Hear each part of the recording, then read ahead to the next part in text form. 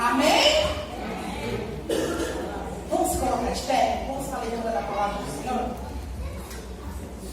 Evangelho de Lucas. José, você gostou? Eu também gostei. Melhor de tudo, o Daniel registrou tudo. Tudo mesmo.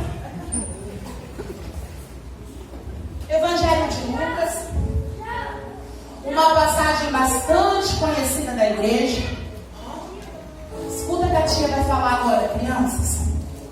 Nós cantamos, nós louvamos, nós até aprendemos como os animais louvam ao Senhor.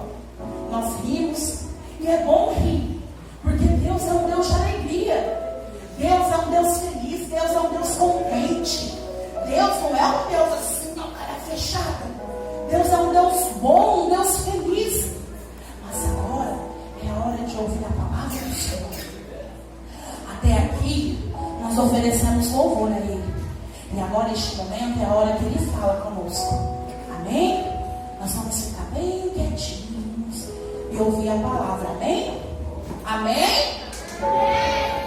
Evangelho de São Lucas, no capítulo 10, apenas no verso 27.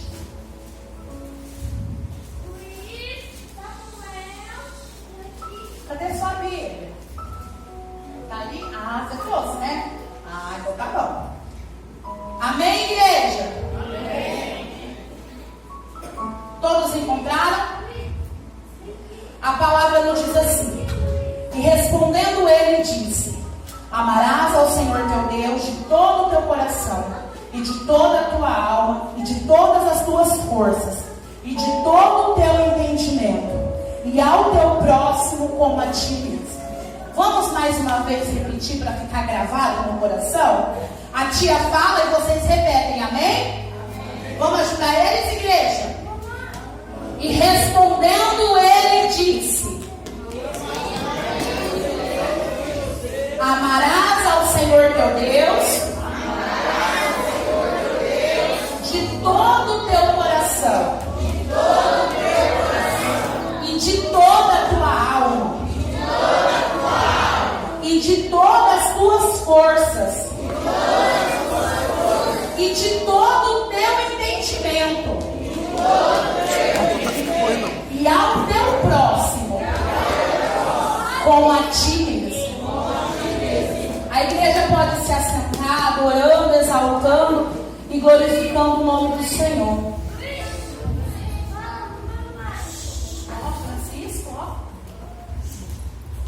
Esse texto a qual nós acabamos de ler é um texto bastante conhecido da igreja, que a Bíblia diz que Jesus ele foi indagado.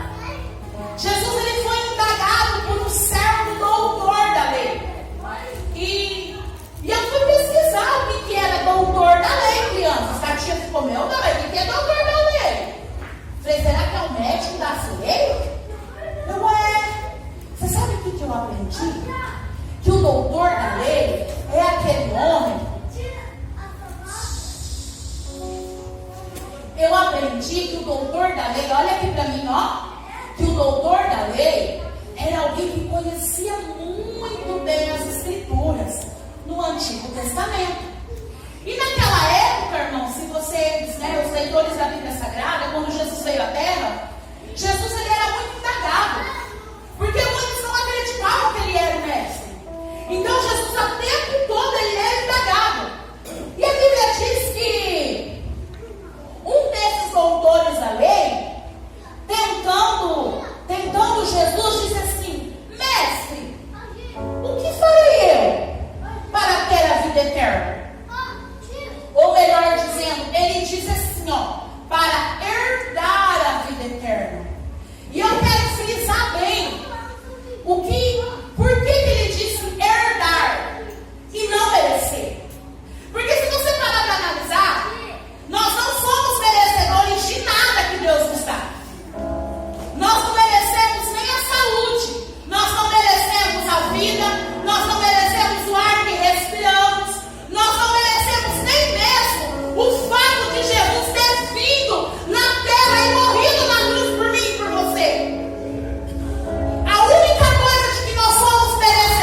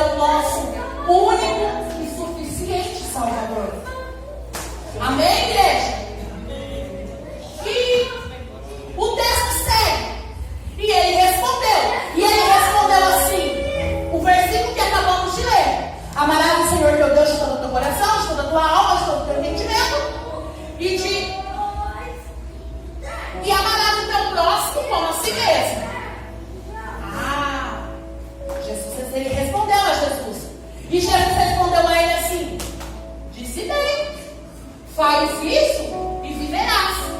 Mas o tal do doutor da lei, cutuca. Ele não aguenta. E o que ele falou para Jesus? Quem é o meu próximo? E Jesus contou uma parábola para eles.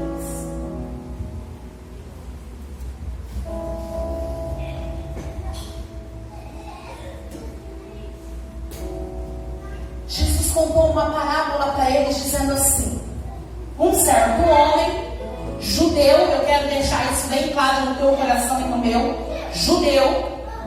Este homem, ele vinha descendo de Jerusalém. E eu gosto sempre de estar com a minha Bíblia, irmãos, porque eu gosto de ser bem objetiva naquilo que o Senhor falou comigo. Este homem, ele vinha descendo de Jerusalém a Jericó, caminhando, crianças, com a mochilinha, caminhando. De repente, 2 ladrões pegaram ele. 2 ladrões, olha só, eles esconderam o rosto, porque ladrão é assim, ele não mostra o rosto. Ele escondeu o rosto, pegou a mochila dele e o outro pegou e ó, bateu nele. Ai, tadinho, tadinho. Os 2 ladrões pegaram e bateram nele.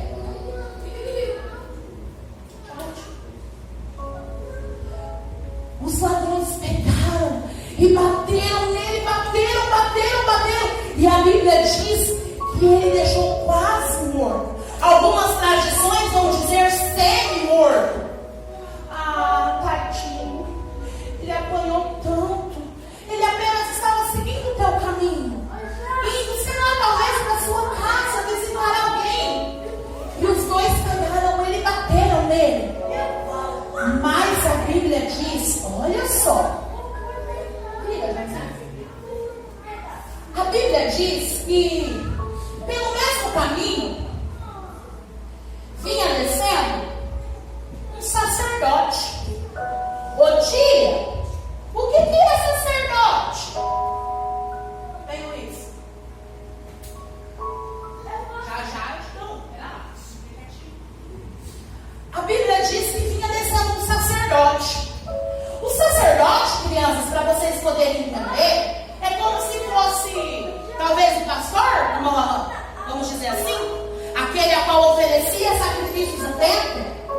O sacerdote, um homem de Deus, ou pelo menos ele se intitulava um homem de Deus, né? Ele se intitulava um homem de Deus. Ele se achava um homem de Deus. E pelo mesmo caminho, olha só, ele está aqui triste, ó, caído, quase morto. E o sacerdote, que se dizia um homem de Deus, viu ele lá no chão. Imagino eu, né? E a Bíblia diz que ele estava semi-morto, então eu acredito que talvez ele tinha alguma consciência e pôde ouvir alguns passos perto dele. Imagino eu que ele falou: agora chegou alguém para me ajudar, porque eu não tenho força nem para levantar, nem para me mexer. Agora chegou alguém para me ajudar.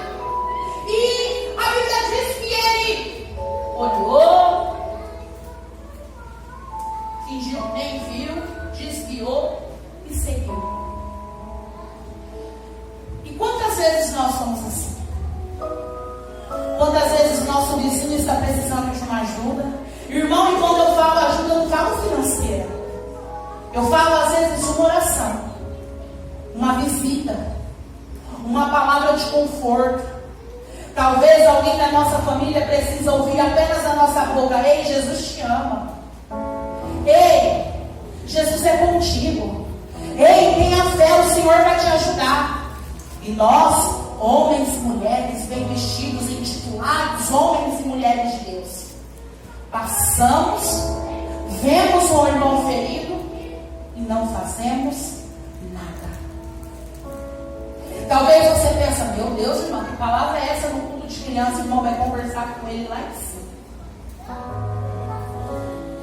E eu não entendo isso, que no domingo nós estamos aqui, nós adoramos, nós glorificamos, nós bendizemos, nós pulamos, nós choramos, e na segunda-feira passa alguém por perto e a gente finge que não vê. Eu não entendo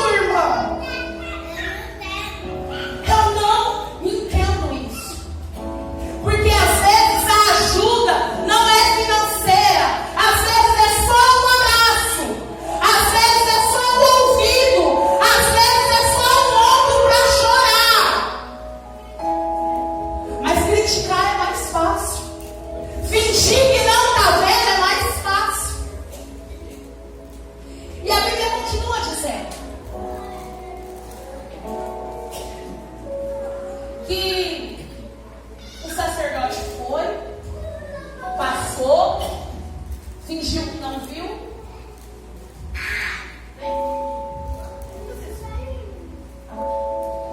Alguns momentos depois, pelo mesmo caminho, vi um levita. E quando eu fui pesquisar, levita quer dizer aqueles que ajudam na casa de Deus com seus louvores. Com a sua, ele adora a Deus louvando. E a Bíblia diz que o levita viu, olhou, fingiu que nem era com ele o negócio. Imagina só, crianças, esse homem todo machucado, esse homem todo ensanguentado. E já passaram dois que se dizem homens de Deus, que estão na casa do Papai do Céu, mas que não cumprem aquilo que a Bíblia diz, que não cumprem aquilo que a palavra diz. Às vezes não, conhecedores da palavra de Deus, e não obedecem a Deus. Deixa eu te contar uma coisa. Não basta você conhecer a palavra. Quando Jesus indagou, dizendo para o doutor da lei, você lê a palavra como a lês. Não é simplesmente como ele abre e ele lê. Não. É como ele a compreende. Porque conhecer a Bíblia, não, até o diabo conhece. Ele sabe a Bíblia, às vezes, muito mais do que eu e você. De Gênesis a Apocalipse. Ele conhece todas as promessas. Ele sabe que Jesus vai voltar. Ele sabe que ele vai ser derrotado. Ele sabe. A diferença é que ele sabe, mas ele não pratica. E nós? Nós também conhecemos. Nós também tiramos os minutos, às vezes horas da nossa casa para ler a palavra. Nós também viemos à escola dominical para aprender da palavra. Nós também viemos aos cultos de terça-feira para aprender da palavra. Nós também viemos num culto como esse para aprender da palavra e ouvir Deus falar. Mas ouvir não é o suficiente. Nós precisamos colocar em prática aquilo que nós aprendemos. Nós precisamos colocar em prática aquilo que nós ouvimos. Irmão, o novo ano está se iniciando. E todo começo de ano nós temos o costume de traçar metas e traçar objetivos. E eu não estou dizendo que isso é errado. Não. Não é errado. Trace metas, trace objetivo, sonhe, porque o teu Deus é enorme para realizar o teu sonho. Mas principalmente, vamos nos posicionar e realmente viver aquilo que a palavra nos ensina. Não basta apenas vir na igreja e ouvir a palavra. Você acha que o sacerdote e o levita que passou não conheciam a palavra? Mas eles não a praticavam. E deixa eu te contar uma coisa: aquele que não pratica o que a palavra diz, não herda o reino dos céus. Aquele que ouve, mas não pratica, não verá Jesus face a face. Ouvir não é o suficiente. Oh, aleluia. Nós precisamos viver a palavra. Nós precisamos seguir a reta o que a palavra diz. Nós ouvimos por aí, eu gosto muito dessa maneira de dizer, que onde diz que a Bíblia é o nosso manual de vida. É ali, irmão, que está tudo que nós precisamos. É ali. Se você tem um problema no casamento, se você tem um problema financeiro, é ali. É ali. Mas em nome de Jesus, não tome a palavra para a tua vida como um garçom. Você está precisando, você pede. Você está precisando, você pede. Não.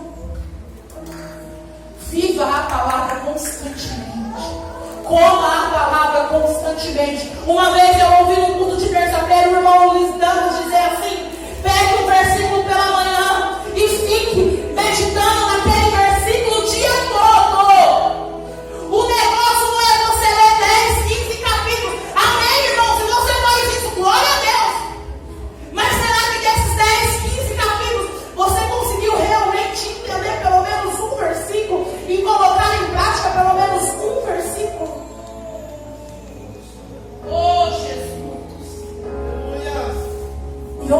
só, crianças, a Bíblia ainda, talvez a gente fale assim, nossa, mas tadinho, né? Está quase morto. Ninguém vai ajudar ele, será? Será que vai deixar ele morrer no meio da estrada? Será? Não. Mas a Bíblia diz que pelo mesmo caminho vinha descendo o samaritano.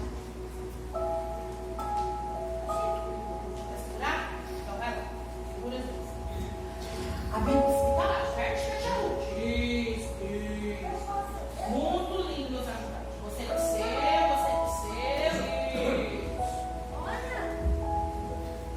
Mas a Bíblia diz que pelo mesmo caminho vem descendo um samaritano.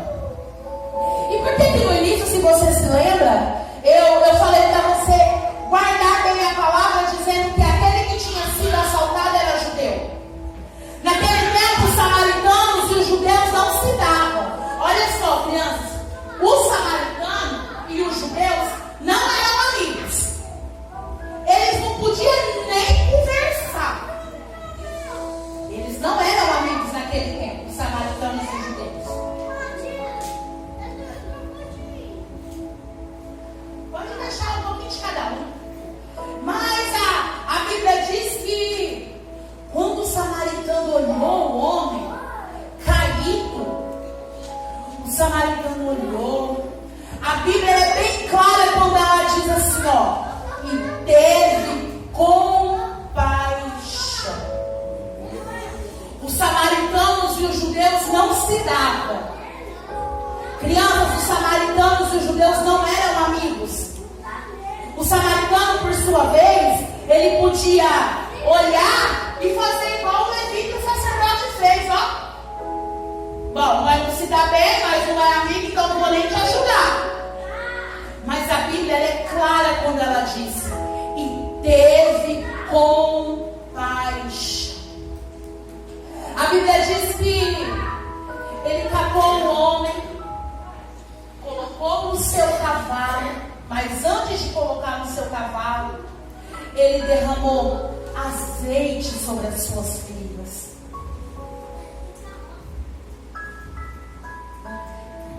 E eu entendo que quando o samaritano derrama azeite sobre as feridas, porque era algo que eles usavam na época, azeite e vinho, eles entendiam que era algo que ajudava na cicatrização, mas você trazer para o mundo espiritual, o azeite ele quer dizer a presença de Deus. O azeite ele significa estar cheio de Deus. Quando se diz para o azeite transbordar, quer dizer para que você seja mais e mais e mais cheio da presença de Deus. Irmãos, a Bíblia não fala se esse samaritano conhecia Jesus ou não conhecia Jesus. Mas a Bíblia é clara quando ela diz que ele teve compaixão. Mesmo seus povos não se dão bem, mesmo seu povo sendo inimigo, ele olhou, ele teve misericórdia e ele derramou azeite. Eu entendo que ele entendia que independente de quem seja, se está precisando é o meu próximo, eu preciso ajudar. Às vezes nós viemos num culto como esse e nós dizemos, Deus, enche-me até transbordar. E o Senhor lá do céu está derramando da tua graça, está derramando da tua unção. O Senhor está enchendo, mas eu não sei o que acontece. E quando chega na segunda-feira, aquela unção que foi derramada no domingo acabou. Será que o meu Deus e o teu Deus só é o Deus do domingo que derrama a bênção, que derrama a graça?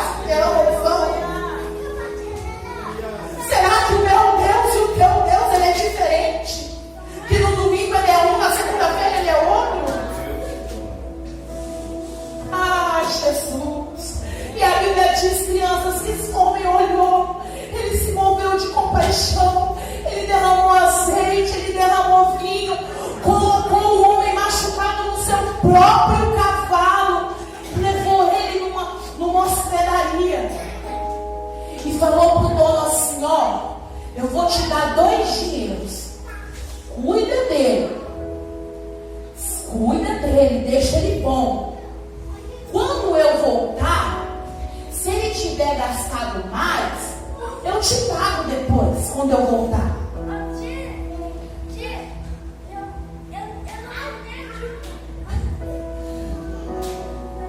E a Bíblia diz que ele falou assim, ó, depois eu pago a mais.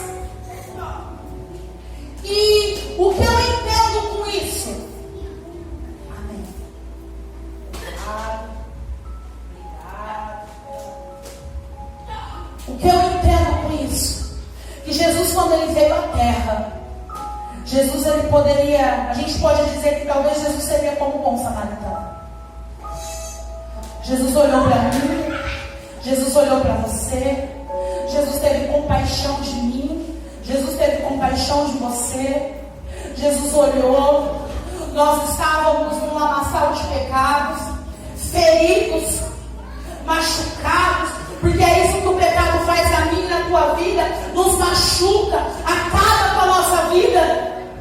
Mas Jesus veio com o teu amor, Jesus veio com a tua compaixão, Jesus olhou, Jesus morreu numa cruz, Jesus, quando ele verteu a cruz dele, verteu o seu sangue no Calvário, automaticamente Jesus foi sarando as nossas feridas, Jesus foi cuidando de nós. Irmão, se nós realmente entendermos o sacrifício do Senhor naquela cruz, se realmente a gente entender a dimensão do sacrifício de Jesus naquela cruz, o tanto que Jesus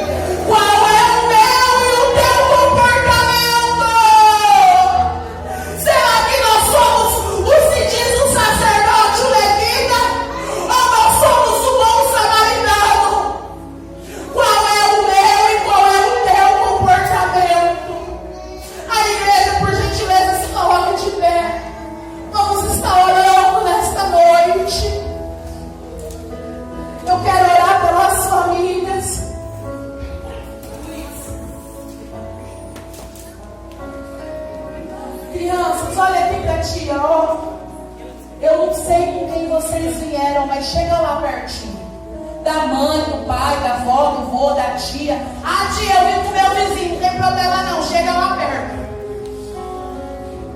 Vai, Samuel, lá com a mamãe. Marido, gruda com a tua esposa. Esposa, gruda com o teu marido. Irmã Maria, fica sozinha não. Gruda lá com a irmã Lúcia. Irmã Natália, gruda com a irmã Adriana. Não fica ninguém sozinho não, irmão. Misericórdia. Aqui, ó, perto do Camanu. Maldeli, gruda aqui com a sua amada. Fica sozinho não, irmão. Nós vamos orar pelas famílias neste momento. Luiz, de pé. Eu aprendi, igreja, que quando eu oro pela tua família, o Senhor cuida da minha. Eu aprendi que quando eu oro pelo teu problema, o Senhor cuida do meu. Eu aprendi que quando eu faço aquilo que o Senhor me manda fazer, o Senhor vai cuidando, o Senhor vai tratando. E Ele, se o Senhor te mandou fazer algo, faça. Mesmo você